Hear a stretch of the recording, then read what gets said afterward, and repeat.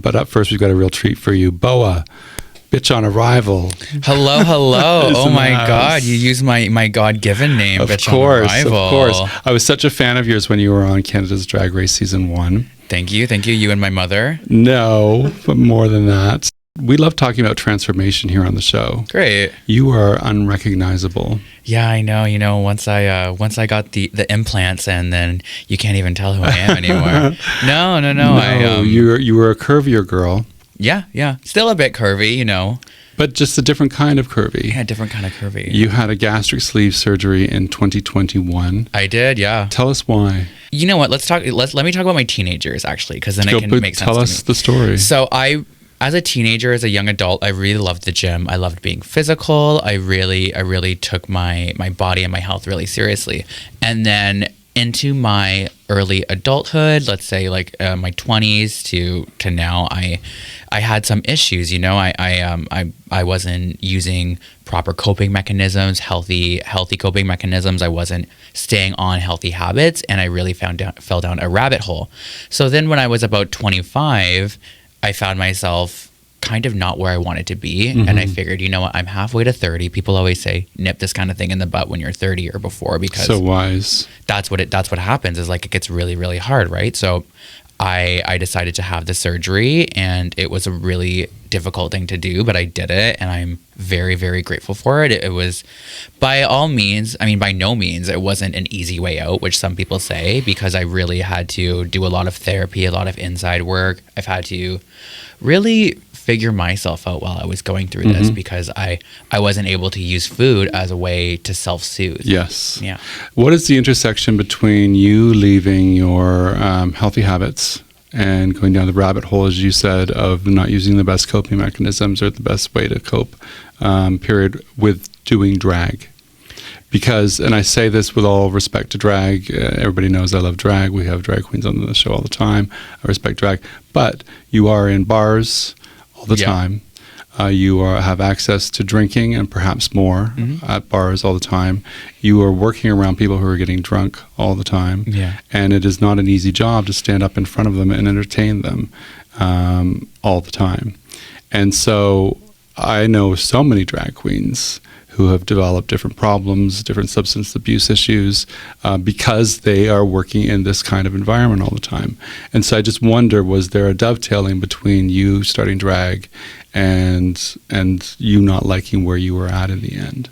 Oh, absolutely. I think it's not just doing drag and being in those environments. It's also, as we're human beings, we have lives. Of course. And then on top of that, you're human beings with lives, of course. And so we have different events that kind of affect the way we act and the way we live our lives. But here's the thing, it's like moderation is key. Like I'm definitely, I'm not someone who I have to be abstinent from drugs and alcohol, but I'm not somebody who says that's for everybody. That's just for me, because, I'm like all or nothing kind of girl. So I find that same. Yeah, I find that with me, it's like I really had to look at it a certain way and really change my outlook and the way I saw kind of me doing drag, which made it a bit easier for me to stop. But I do see a lot of people masking problems with drugs and alcohol. And the thing is, I don't want to sit and be like and shit on bars, because like these are our community spaces. No, and you're not. But there's a reality that you can speak to that's honest and authentic, and that is the reality is that people are there getting drunk, and so sure. Why aren't and giving you shots and and they're pushed, for sure. And that's the thing. That's just the reality. There's nothing 100%. wrong with a bar for that. That just is what it is. You're in a bar. Yeah, no, literally. And like if you hang out in a barber shop, you're going to eventually get your hair cut, You're right? Gonna get your hair cut over and over again.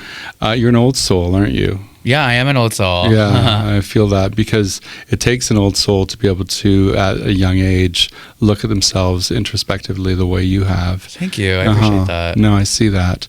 You have committed to a regime of working out, therapy, Reiki, one of my favorite things in the world. I love Reiki, yeah. I've got a good friend who's a Reiki master, and she always sends me distance Reiki, and it does the trick. Oh, nice. I love it. You're eating healthy, and you are sharing your new habits with the world. Why is that? Because I I love what I do, and I love fitness. I love taking care of yourself. I love mindfulness. I love wellness, and I love drag. And I wanted to figure out a way where I can combine all my favorite things together and create some kind of amalgamation of what I want to be in the world, you know? And so I decided, what do you want to be in the world? I want to be the sister you never had. I never had a sister. The mother you always wanted. Your best friend. I just want to be, you know, I feel like drag can be more than, oh, I'm a cunty drag queen and bop, bop, bop, bop, bop, watch me do a split and a high kick and a cartwheel, mama.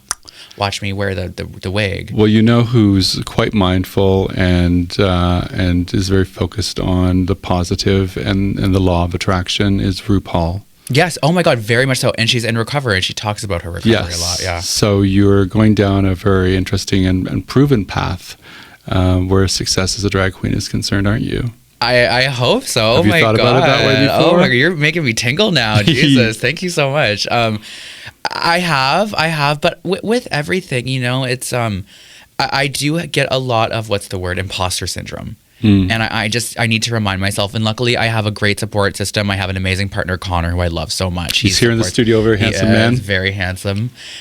He always pushing me and always supporting me, saying, Boa, the dancing diva, you are amazing, and it's happening, and don't worry, and and it's like I get really, really scared sometimes, but I think with choices and with growing, it is scary, but you just gotta trust yourself.